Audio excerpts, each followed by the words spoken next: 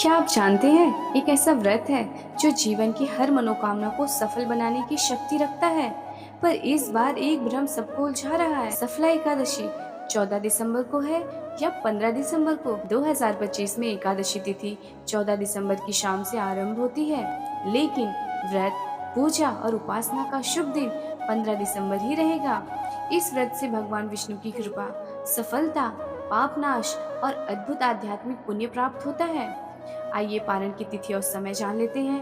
पारण की तिथि रहेगी 16 दिसंबर को और समय रहेगा प्रातः 7:07 से लेकर 9:11 तक। श्रद्धा से किया गया यह व्रत जीवन में दिव्य प्रकाश लेकर आता है। तो आइए श्रवण करते हैं सफला एकादशी की दिव्य कथा। ब्रह्मांड पुराण में श्री कृष्ण और महाराज युधिष्ठिर के संवाद में सफला एकादशी का महात्म्य बताया गया है। महाराज युधिष्ठिर द्वारा जिज्ञासा करने पर भगवान श्री कृष्ण ने कहा, हे नृपश्रेष्ठ, मैं आपको पौष मास के कृष्ण पक्ष की एकादशी के बारे में विस्तार से वर्णन करूंगा। पौष कृष्ण एकादशी को सफला एकादशी कहते हैं। इस दिन व्यक्ति को भगवान नारायण के विग्रह की पूजा अर्चना करनी चाहिए। हे राजाओं में अग्रणी, जिस प्रकार शेषनाग समस्त सर्पों में श्रेष्ठ है, गरुड़ पक्षियों में श्रेष्ठ है, अश्वमेध यज्ञ अन्य यज्ञों में श्रेष्ठ है, देवों में भगवान विष्णु श्रेष्ठ हैं और मनुष्यों में ब्राह्मण श्रेष्ठ है, उसी प्रकार सभी व्रतों में एकादशी का व्रत श्रेष्ठ है। हे भरतवंशी, जो कोई भी एकादशी व्रत का पालन गंभीरता पूर्वक करता है वह मेरा अतिशय प्रिय बन जाता है। अब मैं तुमसे सफला एकादशी के विषय में वर्णन करता हूँ, ध्यान पूर्वक सुने। इस दिन भक्त को देश, काल और परिस्थिति के अनुसार फल, सुगंधित पुष्प, धूप, अगरबत्ती आदि द्वारा मुझ परम पुरुषोत्तम भगवान का ध्यान करना चाहिए। वह पूरी रात जाकर मुझ भगवान नारायण का ध्यान करना चाहिए। हे राजन, सफला एकादशी से प्राप्त पुण्यों की तुलना किसी तीर्थ स्नान से नहीं की जा सकती। इस व्रत के पालन पर पूरी रात जागने वाले भक्त को पृथ्वी पर 5000 वर्षों तक तपस्या करने का पुण्य प्राप्त होता है। कथा श्रवण करते हैं। एक समय चंपावती नामक नगर के राजा महिष्मत के 4 पुत्र थे। उसका ज्येष्ठ पुत्र लुम्पक पाप पूर्ण कार्य जैसे अवैध संबंध, जुआ, वैश्याओं का संग आदि में निरंतर संलग्न रहता था। उसके इन अनुचित कार्यों के कारण उसके पिता की धन संपदा का क्षण क्षण क्षय होता जा रहा था। लुम्पक देवताओं, ब्राह्मणों व वैष्णव की घोर आलोचना करता रहता था।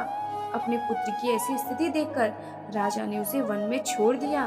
राजा के क्रोध के भय से किसी संबंधी ने उसे आश्रय या सहायता नहीं दी। इस परिस्थिति में लुम्पक ने विचार किया कि चूंकि उसके पिता ने उसे निष्कासित कर दिया है और किसी संबंधी द्वारा सहायता की कोई आशा न होने की स्थिति में मैं अपने जीवन यापन के लिए इसी वन में लूटपाट करूंगा। दिन में वह वन के जंगली जानवरों का मांस भक्षण करता तथा रात में नगर की बहुमूल्य वस्तुओं की चोरी करता। नगर के लोगों द्वारा बार बार पकड़े जाने पर भी लोग यह सोचकर उसे छोड़ देते कि यह उसके पूर्व जन्मों की कृत्यों का परिणाम है कि वह अपने पिता द्वारा सुख सुविधाओं से वंचित कर दिया गया है। लोम्पक मांस के साथ साथ ताजे फल भी खाता था और पुराने बरगद के वृक्ष के नीचे सोता था, जिसकी लोगों द्वारा देवता के रूप में पूजा की गई थी। बरगद का वृक्ष भगवान वासुदेव को अत्यंत प्रिय है। समय के बीतने के साथ साथ लुम्पक अपने घृणित कार्यों में संलग्न होता चला गया और धीरे धीरे सफला एकादशी आ गई। एकादशी की पूर्व संध्या दशमी को अत्यंत ठंड तथा अल्प वस्त्रों के कारण उसे रात्रि जागकर बितानी पड़ी। ठंड के कारण वह लगभग अधमरा हो गया। सूर्योदय के साथ उसके दांत किटकिटाने लगे। मध्याह्न हुआ, वन के बीचों बीच पहुंचा। दुर्बलतावश वह किसी पशु को ना मार पाया।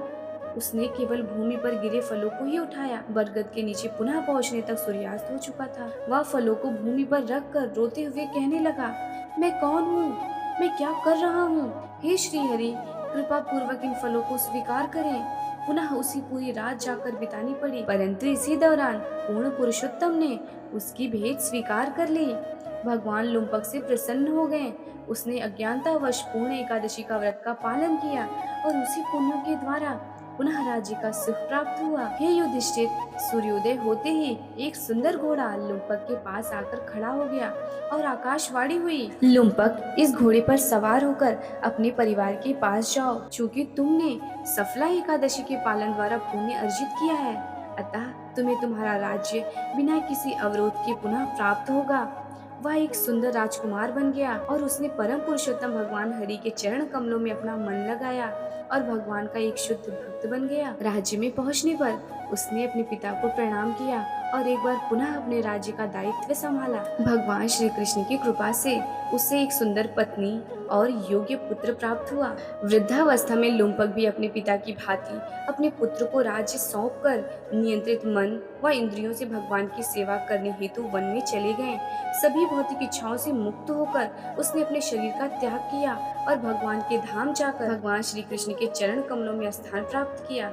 हे युधिष्ठिर, जो भी व्यक्ति लुम्पक की भांति मेरी ओर आता है वह शोक चिंता से पूर्णतया मुक्त हो जाता है। वास्तव में जो भी इस सफला एकादशी को भले ही लुम्पक की भांति अनजाने में ही क्यों न पालन करे, वह यशस्वी हो जाता है।